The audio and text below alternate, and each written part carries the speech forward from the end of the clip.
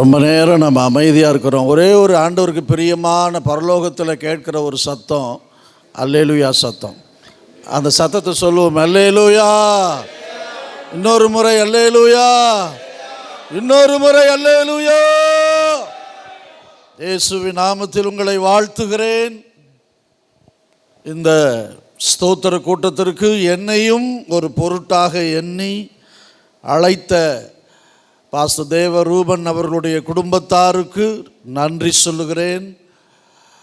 இதை தலைமை தாங்கி நடத்துகிற அன்புக்குரிய அண்ணன் வின்சென்ட் ராஜ் அவர்களுக்கும் நன்றி சொல்லுகிறேன். மேடையில் அமர்ந்திருக்கிற அத்தனை போதகர்களுக்கும் நன்றி.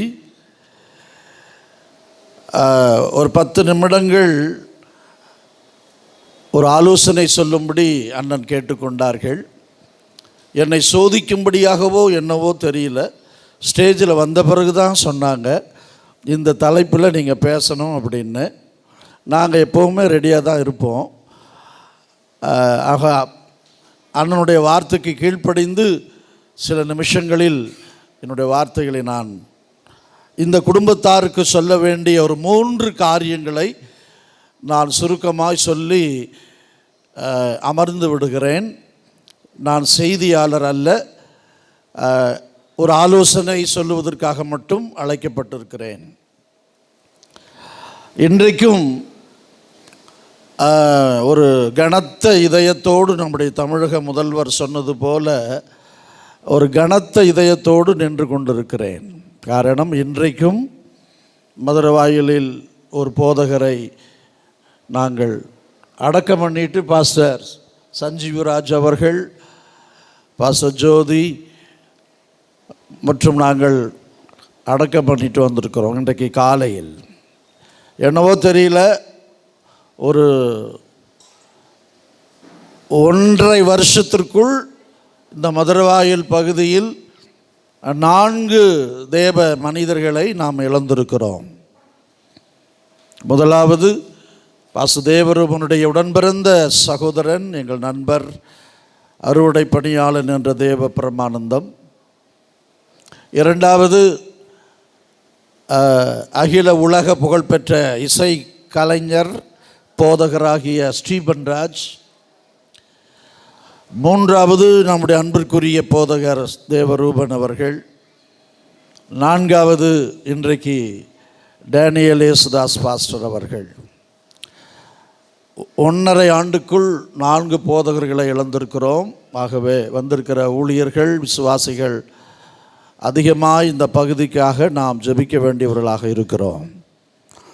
அதோடு கூட இந்த வட்டாரத்தில் இன்னொரு பிரபலமான முதிர்ந்த ஊழியர் பாஸ்டர் தாமஸ் தேவானந்தம் அவர்களும் மருத்துவமனையில் அனுமதிக்கப்பட்டிருக்கிறார். ஆகவே ஒரு செய்தியாக நான் உங்களுக்கு சொல்லுகிறேன், ஜெபித்துக் கொள்ளுங்கள். இப்போ நான் இந்த குடும்பத்தாருக்கு சொல்ல வேண்டும். இந்த குடும்பத்தார் கவனிங்க, மற்றவங்களாம் கவனிக்கிறீங்களோ இல்லையோ, பாஸ்டர் தேவரூபன் குடும்பத்தார் கவனியுங்கள். அண்ணன் சொன்ன ஒரு 10 நிமிடங்கள் இனிவரும் காலங்களில் இந்த ஊழியத்தை குறித்தும் குடும்பத்தை குறித்தும் ஏதாவது சொல்லுங்கள் என்று கேட்டுக்கொண்டார்கள். உடனே பரிசுத்த ஆவியானவர் எனக்கு உணர்த்தின 3 காரியங்களை உங்களுக்கு நான் சொல்ல விரும்புகிறேன். இனி இயேசு நியாயம் விசாரிக்கப்படும் போது இனி என்ன, இவன் வாயாலேயே நாம் கேட்டோமே என்று சொன்னது போல இனி நீங்கள் என்ன செய்ய வேண்டும்? இந்த பாஸ்டர் தேவரூபன் அவருடைய இந்த ஸ்தோத்திர கூட்டத்துக்கு பிறகு நீங்கள் செய்ய வேண்டிய 3 காரியங்கள். நான் அவருடைய நண்பராகவும் ஒரு மூத்த ஊழியக்காரனாகவும் நான் ஆவியானவர் சொன்னதை உங்களுக்கு நான் சொல்லுகிறேன். நீதிமொழிகள் 1ஆம் அதிகாரம் 33ஆம் வசனம் இப்படி சொல்லுகிறது: எனக்கு செவி கொடுக்கிறவன் எவனோ அவன் விக்கினமின்றி வாசம் பண்ணி ஆபத்திற்கு பயப்படாமல் அமைதியாயிருப்பான். இப்போ இந்த கூட்டம் முடிந்த பிறகு நாங்கள்லாம் சாப்பிட்டுட்டு கையை கழுவிட்டு போயிடுவோம். இனி நீங்கள் என்ன செய்யணும்? கொஞ்ச நாட்களுக்கு குடும்பத்தார் அமைதியாயிருங்கள். உங்களுக்குள்ளே உன்னால தான் நான் கேட்டேன், என்னால் தான் நீ கேட்டங்கிற எந்த பிரச்சனையும் வரக்கூடாது. நீயா நானாங்கிற போட்டி வரக்கூடாது. யோசேப்பு தன் சகோதரர்களுக்கு சொல்லி அனுப்பும்போது சொன்னான், நீங்கள் வழியிலே என்ன பண்ணி கொள்ளாதீர்கள், சண்டை பண்ணி கொள்ளாதிருங்கள் என்று சொல்லி வெகுமதிகளை கொடுத்து அனுப்பினான். 4 பிள்ளைகளும் கவனியுங்கள், பாஸ்டம்மா கவனியுங்கள், மருமக்கள்மார் கவனியுங்கள். ஆவியானவர் சொல்ல சொன்னதை உங்களுக்கு நான் சொல்லுகிறேன். அவசரப்படாதீங்க, அவசர கதியில் எந்த முடிவும் எடுக்காதீங்க. கொஞ்ச நாள் அப்படியே நடக்கிறது நடக்கட்டும், அமைதியாக இருங்க. கர்த்தர் தாம் செய்ய நினைத்த காரியம் ஒருபோது தடைப்படாது. அவர் நிச்சயமாய் செய்ய வேண்டியதை உங்களுக்கு அவர் என்ன செய்வார்? செய்வார்.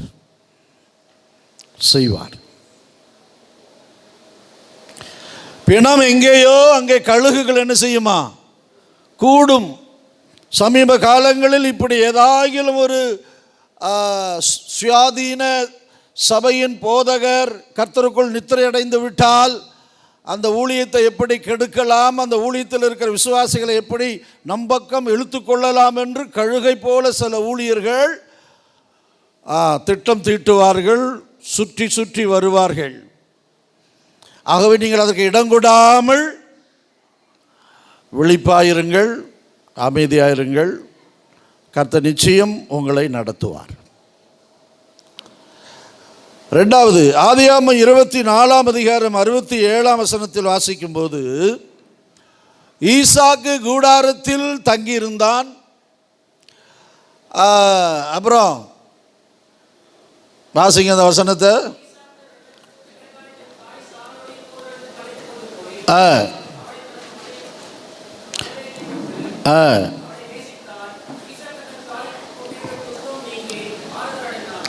ஆமாம், ஈசாக்கு எந்த நிலையிலும் எதை விடவே இல்லை, கூடாரத்தை விடவே இல்லை.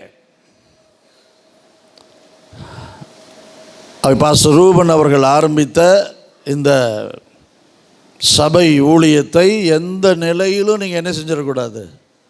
விட்டுவிடவே கூடாது.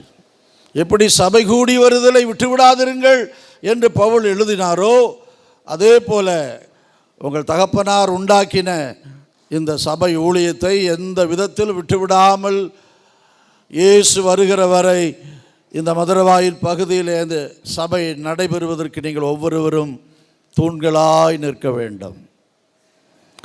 உங்கள் மூலமாய் இந்த ஊழியத்திற்கு எந்த விதமான ஒரு சிறிய தடையோ இடரலோ வரவே கூடாது.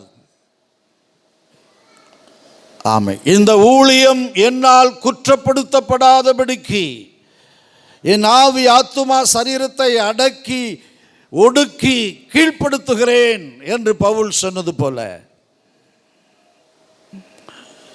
இந்த கூடாரமாக இந்த சபையை நீங்கள் என்ன செஞ்சிடக்கூடாது? விட்டுவிடவே கூடாது. சபைக்காக சபையை யாரும் என்ன செஞ்சிட முடியாது. ஊழியக்காரன் முடங்கி போய்விடலாம், மரித்து போய்விடலாம். ஆனால் கர்த்தருடைய சபையை முடக்கவோ மடக்கவோ இந்த உலகத்தில் யார் இதுவரை பிறக்கவில்லை. எந்த சக்தியாலும் சபையை தடுத்து நிறுத்தவே முடியாது. அல்லேலூயா. இயேசு சொன்னார், இந்த கல்லின் மேல் என் சபையை கட்டுவேன், பாதாளத்தின் வாசல்கள் அதை மேற்கொள்வது இல்லை. நீங்க நினைச்சா கூட அந்த ஊழியத்தை தடை செய்ய முடியாது. எந்த கழுதையை கொண்டாவது கர்த்தர் அவருடைய ஊழியத்தை என்ன செய்வார்? தொடர்ந்து நடத்த அவர் வல்லவராயிருக்கிறார். ஏனென்றால் ஊழியம் கர்த்தருடையது, சபை கர்த்தருடையது. ஒரு நாள் ஆண்டவர் கணக்கு கேட்பார். அதனால் குடும்பத்தாரே அமைதியாக இருங்க, ரொம்ப அலட்டிக்க வேண்டாம், பந்தா பண்ண வேண்டாம், உங்களுக்குள்ளே வாக்குவாதம் சண்டெல்லாம் வேண்டாம், அமைதியாக இருங்க. சபையை விட்டுறாதீங்க, தொடர்ந்து அந்த சபையை நடத்துங்கள். கர்த்தர் அதற்கேற்ற கிருபைகளை, ஆலோசனைகளை உங்களுக்கு தருவார். மூன்றாவது, யோவான் சுவிசேஷம் 11:32. லாசரு மரித்து போனான். அவன் சகோதரியாகிய மரியாள் இயேசு வருகிறார் என்று கேள்விப்பட்டு தன் வீட்டிலிருந்து ஓடி வந்து இயேசுவின் பாதத்திலே விழுந்தாள். பிறகு லாசருவை இயேசு உயிரோடு கூட எழுப்பினார் என்கிற சத்தியம் நமக்கு தெரியும். லாசரு மரித்து போனான், மரியாள் இயேசுவின் பாதத்தில் வந்து விழுந்தாள். இந்த கூட்டம் முடிஞ்ச பிறகு நீங்கள் செய்ய வேண்டிய இன்னொரு முக்கியமான காரியம் என்னன்னா, கர்த்தருடைய பாதத்தில் அடுத்து இந்த ஊழியத்தை தலைமை தாங்கி பொறுப்பேற்று இன்னும் கிளை சபைகள் எல்லாவற்றையும் நடத்துவதற்குரிய தேவ ஆலோசனையை பெறுவதற்கு நீங்கள் குடும்பமாகவும் தனியாகவும் ஆண்டவருடைய பாதத்தில் விழுந்து கிடங்க. அப்படின்னா என்ன அர்த்தம்? நல்லா ஜெபம் பண்ணுங்க. எப்படி ஆதி அப்போஸ்தலர்கள் ஜெபம் பண்ணி சபைகளை உருவாக்கினார்கள், ஜெபம் பண்ணி சீஷர்களை உருவாக்கினார்கள், ஜெபம் பண்ணி சுவிசேஷத்தை அறிவித்தார்கள், ஜெபம் பண்ணி எழுப்புதலை கொண்டு வந்தார்கள். உலக சட்டங்கள், நீதி நியாயங்கள்லாம் சபைக்கு உதவாது. நமக்கு ரோல் மாடல் பைபிள் தான். அவை பாஸ்டம்மாவும் அருமை பிள்ளைகள் மருமக்கள் எல்லாரும் அமைதியாக இருங்க, சபையை விட்டுறாதீங்க, கொஞ்சம் நல்லா ஜெபம் பண்ணுங்க. ஜெபம் பண்ணும்போது ஆண்டவர் நல்ல தெளிவான ஆலோசனை தந்து எந்த கலகமும் குழப்பமும் இல்லாமல் உங்களை நேர் வழியாய் உங்களை சமாதானத்தோடு ஆண்டவர் நடத்தி கொண்டு போக அவர் வல்லவராக இருக்கிறார். ஹல்லேலூயா. ஆமாம், கர்த்தர் இந்த வார்த்தையின்படியே உங்களுக்கு செய்வாராக. ஆமென்.